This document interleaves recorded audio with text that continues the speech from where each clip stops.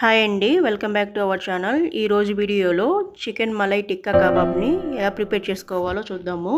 మేము రెస్టారెంట్కి వెళ్ళినప్పుడు అక్కడ ఫేమస్ స్టార్టర్ ఏంటి అని అడిగినప్పుడు వాళ్ళు ఈ మలై టిక్కాని ట్రై చేయమన్నారు. ఈ టిక్కా ట్రై చేసిన తర్వాత మా పిల్లలు ఇంట్లో ఒకసారి ట్రై చేయమన్నారు.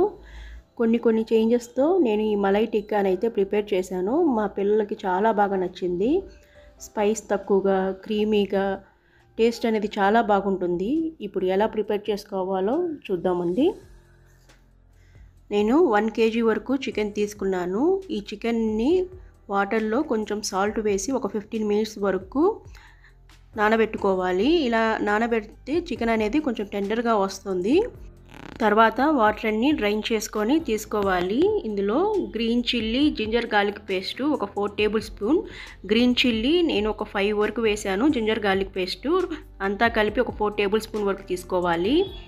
కర్డ్ 1/4 కప్పు, అలాగే పెప్పర్ పౌడర్ 1 టేబుల్ స్పూన్, ఇది జాజికాయ పౌడర్ ఒక 1/2 table spoon, garam masala 1 table spoon, cheese mozzarella cheese తీసుకున్నాను, ఒక 10 గ్రామ్స్ వరకు తీసుకున్నాను, పిజ్జా చీజు, అలాగే క్రష్డ్ యాలకుల పౌడర్ క్రష్ చేసి తీసుకోవాలి. సాల్ట్ ఒక 1 టేబుల్ స్పూన్ వరకు వేసుకోవాలి. Fresh cream 8 table spoon. నేను చెప్పే ఈ కొలతంతా 1 kgకి చెప్తున్నాను అండి. నేను 1 kg చికెన్కి కలుపుతున్నాను కాబట్టి 1 kgకి ఎంత పడుతుందో అంత మెజర్మెంటు చెప్తున్నాను. వీటన్నిటిని బాగా కలుపుకోవాలి. మనము చీజ్ వేసాం కాబట్టి ఆ చీజ్ని కూడా చేతులతో మెత్తగా నలుపుకొని అది కూడా బాగా మిక్స్ అయ్యేటట్టు కలుపుకోవాలి. లాస్ట్లో కొత్తిమీర, అలాగే ఒక ఫుల్ లెమన్ జ్యూస్ని వేసుకోవాలి. ఇది కూడా బాగా కలుపుకొని ఒక 4 అవర్స్ ఫ్రీజర్లో పెట్టుకోవాలి. ఇక్కడ వేసిన ఇంగ్రీడియంట్స్ అన్నీ చికెన్కి పట్టాలంటే 4 అవర్స్ కావాలి కంపల్సరీ. అంత టైం లేదు అనుకున్నప్పుడు కనీసం 1 అవర్ అయినా ఫ్రీజర్లో స్టోర్ చేసుకునేటట్టు చూడండి. అప్పుడే ఈ మసాలా అంతా ముక్కలకి బాగా పడుతుంది. అలా 4 అవర్స్ తర్వాత తీసిన తర్వాత ఒకసారి బాగా కలుపుకోవాలి. ఇలా కలుపుకున్న తర్వాత ఇప్పుడు స్టిక్స్ తీసుకొని ఆ స్టిక్స్కి వీటిని గుచ్చుకోవాలి. స్టిక్కి 4 పీసెస్ గుచ్చుకోవాలి. నేను తీసుకున్న పీసెస్ ఇక్కడ మీడియం సైజ్ కాబట్టి కొంచెం వెయిట్ ఎక్కువగా ఉన్నాయి కాబట్టి 4 పీసెస్ సరిపోతుంది. ఎక్కువగా గుచ్చుకున్నాము అంటే స్టిక్ అనేది బెండ్ అవుతుంది కాబట్టి దీని స్టిక్కి 4 పీసెస్ సరిపోతుంది. ఇలా నేను ఒక 4 స్టిక్స్ రెడీ చేసుకున్నాను. 4 స్టిక్స్ రెడీ చేసుకొని ప్యాన్ మీద వేయించుకోవాలి.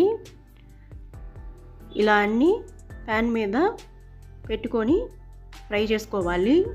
పీస్కి కొంచెం గ్యాప్ ఇచ్చుకొని నేను ఇక్కడ చూపిస్తున్న విధంగా ముక్కకి గ్యాపు రావాలి. ఇలా గ్యాప్ ఇచ్చుకొని అన్నీ అలా రెడీ చేసుకొని ప్యాన్ మీద వీటిని ఫ్రై చేసుకోవాలి. నేను ఒక 4 టేబుల్ స్పూన్ వరకు ఆయిల్ అప్లై చేశాను.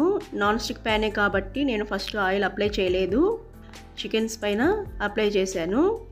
ఇలా అప్లై చేసుకొని వీటిని 1 సైడ్ బాగా కాలిన తర్వాత సెకండ్ సైడ్కి తిప్పుకోవాలి.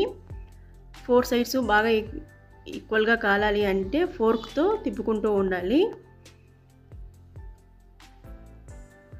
ఇలా ఫ్లేమ్ని మీడియంలో పెట్టుకొని తిప్పుకోవాలి. హైలో పెట్టాము అంటే లోపలంతా పచ్చిగా బయటేమో కాలినట్టు కనిపిస్తుంది. కాబట్టి మీడియం ఫ్లేమ్లో వీటిని ఇలా ఫ్రై చేసుకోవాలి. నాకు 20 నుంచి 25 మినిట్స్ వరకు పట్టింది. అలాగే ఈ పీసెస్లో నుంచి వాటర్ ఊరుతున్నాయి కదా, అవి మనం ఇలా స్ప్రెడ్ చేసుకున్నామంటే అవి ముక్కలోకి వెళ్ళిపోతాయి. ముక్కలోకి వెళ్ళి ఆ మసాలా కూడా వాటికి పీసెస్కి పడుతుంది. ఇలా అంతా 4 సైడ్స్ తిప్పుకుంటూ వేయించుకోవాలి. ఫోర్క్తో కూడా పీసెస్ని తిప్పుకుంటూ అన్నీ ఈవెన్గా ఫ్రై అవుతున్నాయో లేదో చెక్ చేసుకుంటూ వేయించుకోవాలి. అలాగే ఇక్కడ ఉన్న ఎక్సెస్ మసాలాను కూడా పీసెస్లోకి స్ప్రెడ్ చేసుకుంటూ ఉండాలి. కొంచెం టైం పడుతుంది. ఇలా అన్నీ వేయించుకోవాలి. ఆల్మోస్ట్ అన్నీ ఫ్రై అయ్యాయి. పీస్ అనేది కొంచెం గోల్డెన్ కలర్ వచ్చి కొంచెము స్మోకీ ఫ్లేవర్ వచ్చేంత వరకు ఫ్రై చేసుకొని దించుకోవడమే. చాలా టేస్టీ ఉంటుంది. పిల్లలు అయితే చాలా బాగా ఇష్టపడతారు. క్రీమీగా, చాలా సాఫ్ట్గా. మనం వాటర్లో సాల్ట్ వేసి నానబెడతాం కాబట్టి సాఫ్ట్నెస్ బాగా వస్తుంది. అలాగే చాలా క్రీమీగా, స్పైస్ తక్కువ ఉంటుంది కాబట్టి పిల్లలు చాలా బాగా ఇష్టపడతారు. నేను ఇక్కడ చూపిస్తున్న విధంగా అన్నీ ఫ్రై చేసుకుంటే సరిపోతుంది. ఇలా నాకు 1 kgకి 8 స్టిక్స్ అయితే వచ్చాయి. నేను ఒక 6 స్టిక్స్ ఫ్రై చేశాను. మిగతా 2 వచ్చి నేను ఫ్రీజర్లో స్టోర్ చేసుకున్నాను నెక్స్ట్ డే కోసము. ఈ టిక్కాస్ గ్రీన్ చట్నీతో మైనస్తో బాగుంటాయి. పిల్లలు మైనస్తో తినడానికి ఇష్టపడతారు. మీరు కూడా ఒకసారి ట్రై చేసి ఎలా వచ్చాయో నాకు కామెంట్ బాక్స్లో కామెంట్ చేయండి. నా ఈ వీడియో కనుక నచ్చితే లైక్ చేయండి, షేర్ చేయండి. మరిన్ని వీడియోస్ కోసం ఆరు కిచెన్ అండ్ వ్లాగ్స్ని సబ్స్క్రైబ్ చేసుకోండి.